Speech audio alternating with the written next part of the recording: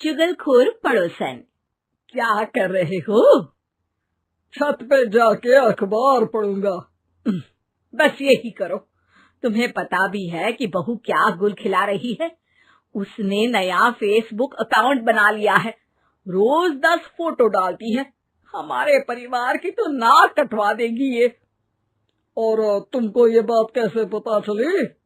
अरे पड़ोसन ने बताया। उसकी बहू भी फेसबुक पर है ना, तो उसको पता चल गया। हाँ हाँ, जैसे तुम तो बहुत भोली हो। पड़ोसन रोज सास को उसकी बहू के नाम पर भड़काती थी। आज तो आपकी बहू कह रही थी मुझसे आके कि आप दिन भर खाती रहती है, खा खा के घटोत्कच हो गई है। क्या? उसने मुझे घटोत्कच बोला? अरे वो खुद ना कटी सुपर्णखा है। आप कह रही हो तो सही होगा, लेकिन आप उसको बताना मत कि मैं ये सारी खबरें आपको देती हूँ। शाम को जब बहू पड़ोसन के पास जाती है, आज तो तेरी सास तुझे सुपर्णखा कह रही थी, कल ताड़का भी कह देगी। पता नहीं इतनी अच्छी बहू मिली है, फिर भी वो तुझे राक्षसनी क्यों समझती है? आप कितनी अच्छी हैं। आप मेरी सास की हर बात मुझे बता देती हो, वरना मुझे पता ही नहीं चलता कि वो मेरी पीठ के पीछे इतनी बुरी बात करती है। चालाक पड़ोसन रोज ही दोनों सास बहू के सामने उन दोनों की ही बुराई करती और चुगली करके बातें बता देती, ताकि दोनों में हमेशा लड़ाई होती रहे। आपने तो बस छत पे बैठ के अखबार पढ़ना है और चाय के घूंट पीना है। बहू की वजह से मुझे तो जहर के घूंट पीने पड़ रहे हैं। कल वो मुझे मोटी घटोत्कच बोल रही थी। तो तुम भी तो उसको नाक कटी सुपर्णखा बोल देती ना। हाँ हाँ, वही बोल दिया मैंने उसे। आप मुझे कितना समझते हो। बहुत अच्छे से। अब मुझे वो ये बात पड़ोसन ने बताई ना, वही तो है आपकी शुभ चिंतक। पर मैं इस बहू को ना सबक सिखा के ही रहूंगी। जरूर सिखाना चाहिए, पर आज तुम मेरे साथ शाम को छत पे बैठना, एक तरकीब बताऊंगा।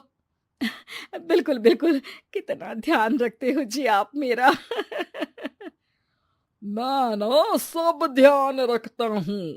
शाम को जब सास और ससुर छत पर बैठे होते हैं कि यहाँ खड़ी हो जाओ, यहाँ से ना तुमको पता चल जाएगा कि बहू की अगली चाल क्या है। अच्छा, कैसे? सवाल मत पूछो, जैसा कह रहा हूं वैसा करो। थोड़ी देर में ही छत पे बहू की आवाज आने लगती है। मेरी सास लायक ही नहीं है। मुझे पता होता तो सास बहू की भी कुंडली मिलवा लेती पहले ही। तेरी सास तो मुझे भी पसंद नहीं है। मेरे पास जब भी आती है तेरी बुराई करती रहती है। कभी सुपर्णखा कहती है, कभी हिडिंबा कह के कामचोर भी बोलती है। अरे कभी कभी तो चुगलखोर भी बोल देती है। काश आप जैसी होती मेरी सास।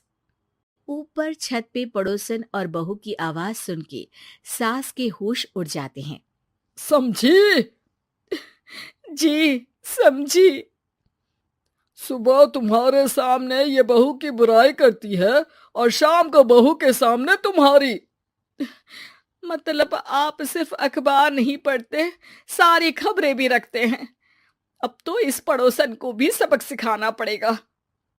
शाम को सास बहू को जाके पड़ोसन की साजिश के बारे में बता देती है। हाँ, मुझे माफ कर दो माँ जी। तुम भी अपनी माँ जी को माफ कर दो, इन्होंने भी तो तुमको बहुत कुछ कहा है। अरे बस बस, अब ये सोचो कि पड़ोसन को सीधे कैसे करना है। अगले दिन सुबह पड़ोसन सास का इंतजार कर रही होती है, लेकिन वो देखती है कि वहां सास और बहू एक साथ आ जाते हैं। अरे अरे आज दोनों एक साथ। हाँ, सोचा कि बहू की पीठ पीछे बुराई करने से क्या फायदा, मुंह पे ही बोलती हूँ मैं। हाँ, मैंने भी सोचा आपको 2 बार मेहनत करनी पड़ती है, एक ही बार में काम खत्म कर लोगी। हैं? वो मैं आप लोगों को कैसे पता चला? क्योंकि ऊपर वाला सब देख रहा है। पड़ोसन ऊपर देखती है, वहां ससुर खड़े होकर हंस रहे होते हैं। मतलब आप हमारी बातें सुन लेते थे? हाँ, सुन लेता था और मजे भी लेता था। आपको तो शकुन ही होना चाहिए। क्या चाल खेली है आपने, एकदम सास बहू के सीरियल जैसी। तो बताओ पड़ोसन जी, मेरी बहू ने आपसे अब मेरे बारे में क्या बोला? यही बोला कि सास बहुत अच्छी है, बहुत ध्यान रखती है। अच्छा, और सास ने मेरी क्या बुराई की? नहीं ना की बुराई, हमेशा तारीफ करती है। भगवान सबको ऐसी सास दे। मेरी गलती है जो मैंने आप लोगों में आग लगाने की कोशिश की। पर छत पे लगा हुआ सीसीटीवी यानी कि शर्मा जी सब देख रहे थे। हाँ जी, हाँ जी, मुझे माफ कर दीजिए। माफ क्या? आपको तो अब हम साफ ही कर देंगे अपने वालों की लिस्ट से। आज से आपकी और हमारी बात बंद, लेकिन बुराई जारी रहेगी। अब आपकी हरकत के बारे में पूरे मोहल्ले को बताना तो पड़ेगा ना आंटी जी।